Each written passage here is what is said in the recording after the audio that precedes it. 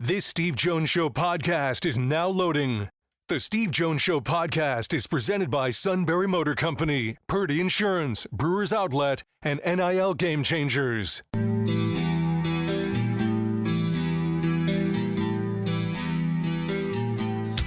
Bringing you an in-depth look at Penn State sports and more. This is the Steve Jones Show on News Radio 1070 WKOK. The Steve Jones Show is presented by Brewers Outlet, Sunbury Motor Company, and Purdy Insurance.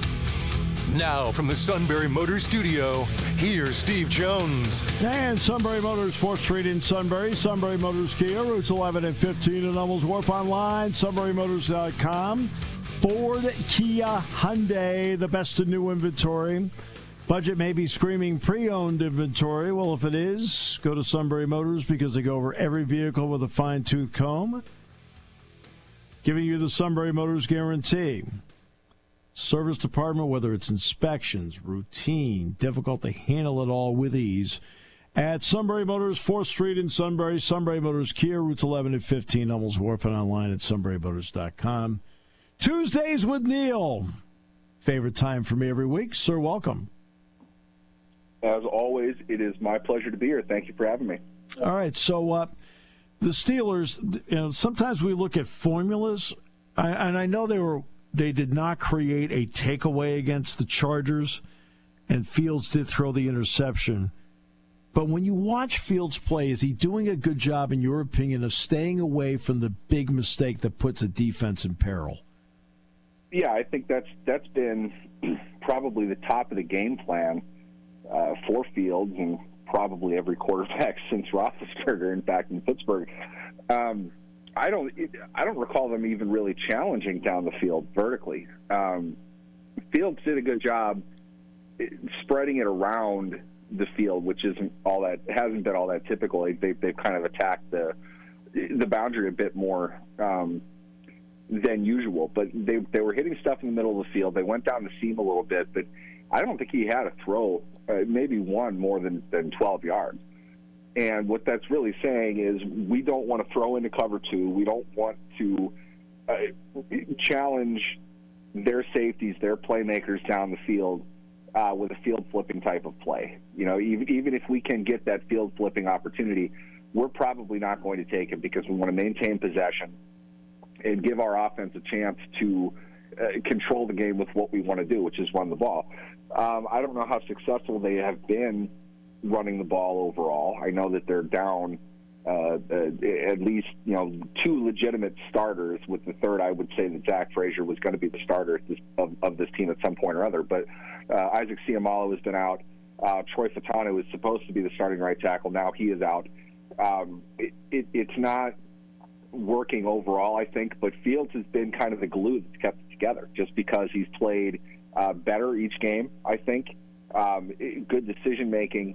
His accuracy has definitely improved. I was a little worried there at the first game. I think there were some nerves that he's worked out, and I think Arthur Smith has done a great job constructing something around Fields and what Fields is comfortable with. It's not exactly the same stuff each week, and they are sticking to a plan that is working come the fourth quarter. They get the splash play from Calvin Austin, did a great job seeing the throw, seeing the lane that was there, and then Austin, as fast as he is, being able to get his shoulders upfield and make a big play. They're putting all of that together, and it's making an offense that generally has not been successful drive to drive, short of getting an outstanding season from their kicker. It's giving them the opportunity to let their defense dictate the terms of the game, which they absolutely did once again. I mean, you're looking at it's weird. The conversation is all about Fields. It's all about the offense, and you're looking at I don't know how many times in the last 20 years the Steelers have had a 3-game run of defensive dominance the way that they just did. Now everyone's going to throw the quarterback that they're facing up against them. I don't know. I saw Justin Herbert out there for the majority of the game. I saw Justin Herbert do next to nothing the entire game. They're locking him down. They're playing great football, 3 depths of the defensive field, and it's allowing Fields to really just kind of say, I'm going to take this because it's there. There's guys coming in. I can try to make a play with my legs. We'll see if something happens with that. Otherwise, we're going to live to play another down. We're not afraid of punting.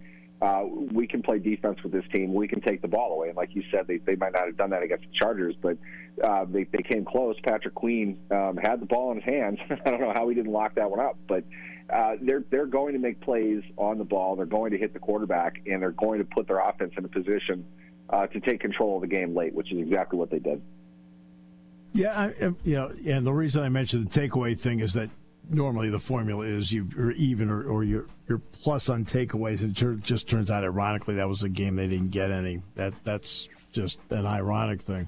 But your point about the ability to lock teams down, that's the part that strikes me, is that no matter who they play, Neal, they're locking down. No, they're taking away the best players. They're forcing teams to go with guys that are not the best players as options. That's what I'm seeing. Yeah, overall, everything, and rightly so, is about J.K. Dobbins heading into that game. Dobbins didn't do anything. Herbert went out. We saw that Herbert went out, but what was funny to me is I don't think Taylor Heineke did anything. He may as well have just thrown the ball at the ground. The Steelers' defense basically made their entire offense tap out by that point. You were starting to see, when Nick Herbig is heating up, he's getting 2 sacks. What a great pass rusher he is, incidentally. Isn't he? Obviously, it's fun to watch T.J. Watt play, but Herbig is a high-level pass rusher. I mean, he really is. Putting Loved him at Wisconsin. Giving that added emphasis. Yeah, I really liked Herbig. I liked a lot at Wisconsin. When he played there, I thought this guy's going to be a really good NFL player. Yeah, the fact that he's able to fill in for a player like Alex Highsmith and have a better game in less time really goes to show that schematically what the Steelers are doing is working well. The players that they have are fitting in well with what they want to do, and it's paralyzing opposing offenses. And maybe this is just me where my lens is focused, but looking around the rest of the league, you're seeing the overwhelming majority of the NFL looking like that offensively. It's strange. You've brought up in this segment cover 2 and what teams are doing with that. It's having an impact, but it's like an offense doesn't know what to do if their primary stuff isn't working anymore. And defenses are having no problem just putting the foot on the gas and continuing to go. You have to wonder how much of it is just an overwhelming defensive schematic victory above anything else. With the Steelers, obviously there are players. They can make plays, but it just looks like the opposing offense is so confused. They don't know what's going on. They're hanging on to the ball really long. They're not all making good decisions with the ball. So what that brings me to is, obviously you have super freaks like Josh Allen who are immune to all of this, as it turns out. But by and large, the teams that are winning the most games right now are the ones with quarterbacks that don't have eye-popping numbers, but they don't have mistakes either. Fields, you'll get an interception here and there, but put Fields up against, for example, C.J. Stroud, a player that everyone anointed as a 3-time Super Bowl champion after a good rookie season. The Minnesota Vikings completely destroyed him on Sunday. For what I have seen of Stroud, a player that I really like, we have not seen him look as confused, as out of place, and as uncomfortable as what Brian Flores and the Vikings defense did to him. Justin Fields is not seeing that. They're not doing to him what other quarterbacks are having done to them. And it makes you wonder, is this a season where we're going to see kind of more, style of football from 20, 25 years ago, more defensive-based, successful running, if not individual dominance in running, and quarterbacks that are there to not turn the ball over, to manage the game. I hate that phrase, but do what you're supposed to do within the plan and make the plays you're supposed to make. We're not going to have to take a lot of chances if this game is going to be 17-13. We don't want to make the killer turnover. As opposed to the wide open spread area in which quarterbacks are fine if they have 2 interceptions because they're going to throw 5 touchdown passes in 500 yards. That doesn't seem to be what teams are doing now to win. And the teams that are trying to do that, they're not being all that successful, with the exception of Buffalo, of course. There's always got to be one. It's to me, the best teams overall right now, they're getting good play from their quarterback, but it's more not in a statistical sense, but more in a protection sense. They are maintaining possession of the ball, and they're putting the ball where it needs to go and picking up yards, over drives, over time, and eventually they're going to hit on something like the Steelers did. So as far as Fields is concerned, I mean, it's almost like this type of game across the league fits him really well. If they can get him to do these things, he has the athleticism to save a few plays. He's got strong enough of an arm to hit on a 3rd and long here and there. And if you're managing him well, he can make the right decisions of where to go with the ball, even with a pretty mediocre group of receivers. And a Steelers offense that really lacks pop overall can manage to win games 20-10 and have it seem like it was pretty one-sided the whole time. And that's they're controlling the game. In other words, the Steelers are the ones, to me, Neal, that, and whether it's how the offense is playing, because they're eating some clock as they do this, they're not, for the most part, turning it over. They're staying away from the big mistake. Their defense does its job. The Steelers are controlling the tempo and tone of every game they play in right now, and it's frustrating the opponent. Yeah, that's kind of what I mean. It's Jim Harbaugh, it's early in the season. He's not going to go out of his way to express a whole lot of frustration, but you have to think at a point in the fourth quarter, it's like we haven't done anything all day. Nothing has fallen for us all day. And it's not like we haven't done well defensively. That's a good defensive team. They did some things. Derwin James, I think that Lawman finally caught up to him. Yeah. A few of those hits were kind of like, whoa, you've been talked to about this before. Something's coming. So you have that intimidation factor. They played well defensively. They're a good team, and they're going up against. You can't be intimidated by the combination in a pass rush sense of Dan Moore and Broderick Jones right now. So you'd think they'd get after the passer a little bit more, but they didn't do enough to confuse Fields the way the Steelers defense confused Herbert and, completely shut down Heineke, whatever it is that he even did in the time that he was in there. So you almost have to think it's like they never got out of the garage. They never got a chance to get moving.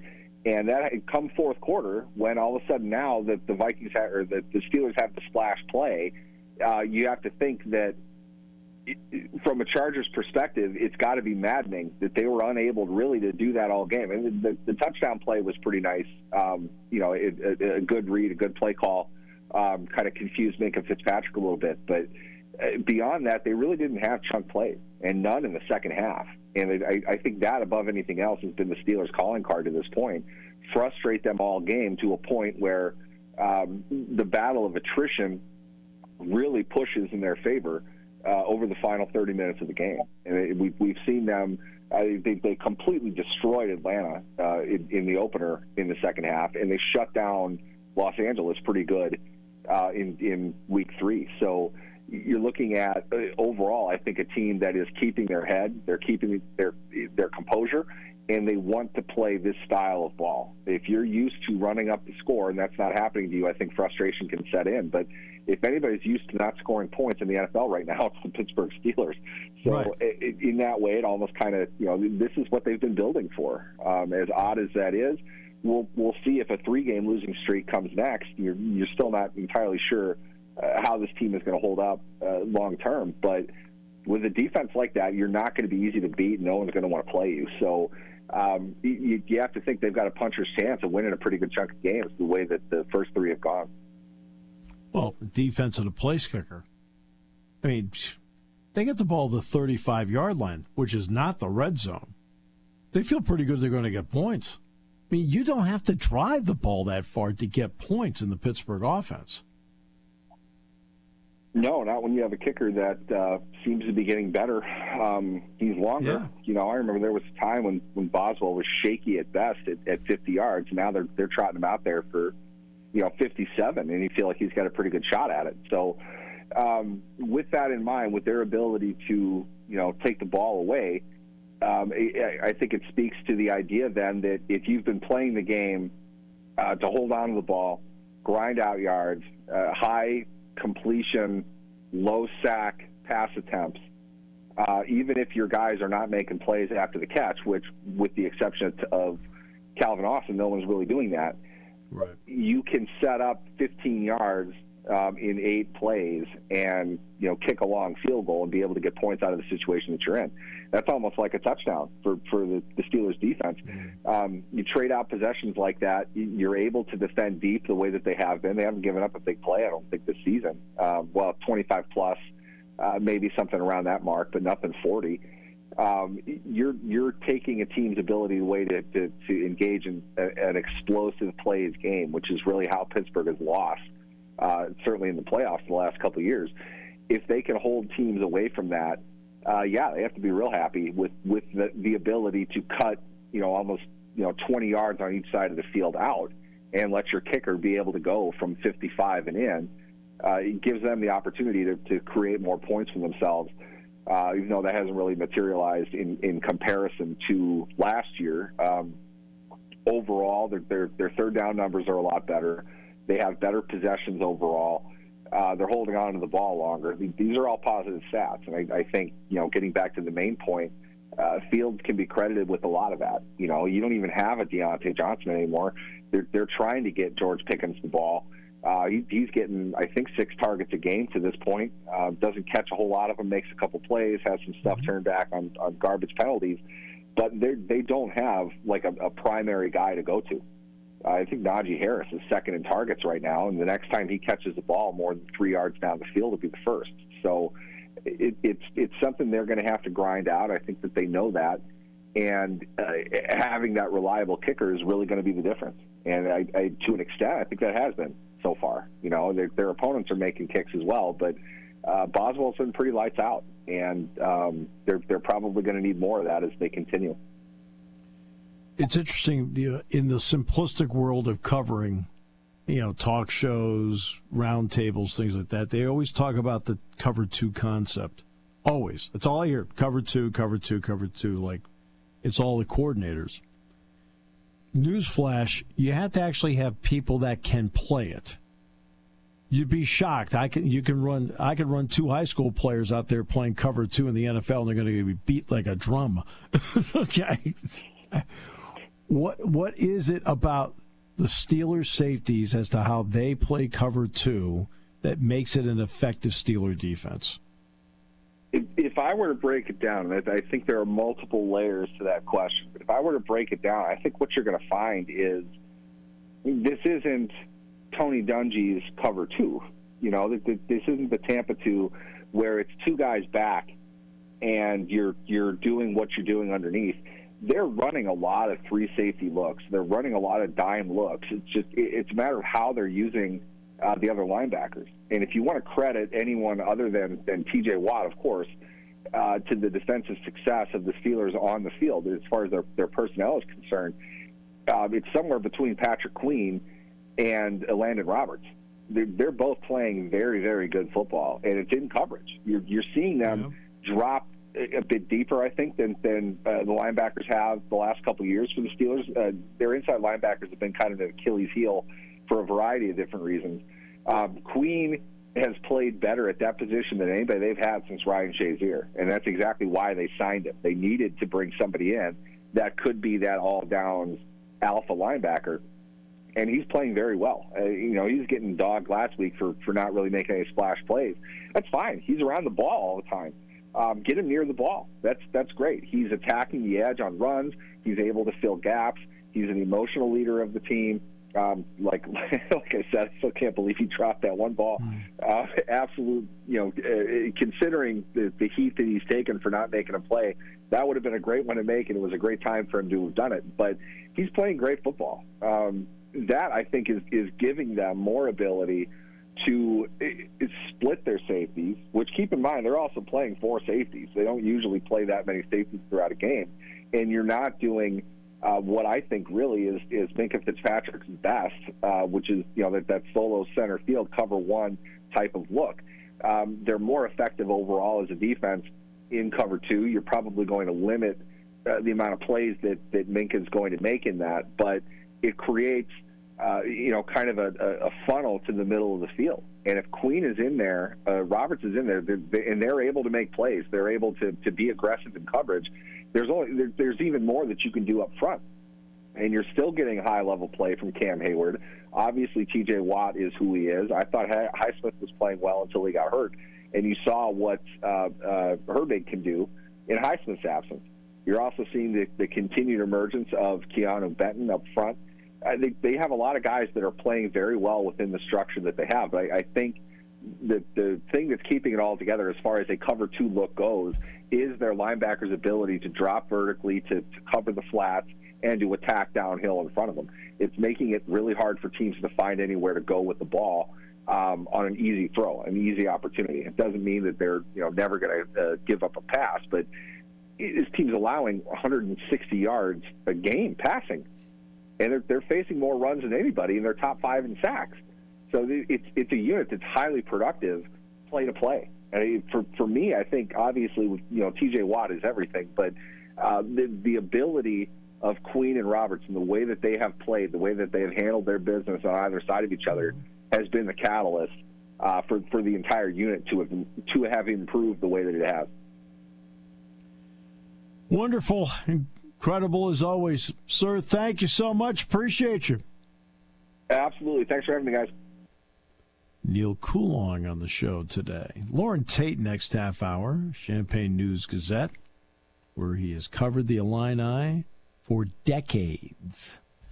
We'll talk to the great man next half hour. This half hour brought to you by Sunbury Motors. 4th Street in Sunbury, Sunbury Motors Kia. Routes 11 and 15 in Hummel's Wharf, and online at sunburymotors.com here on News Radio 1070 WKOK.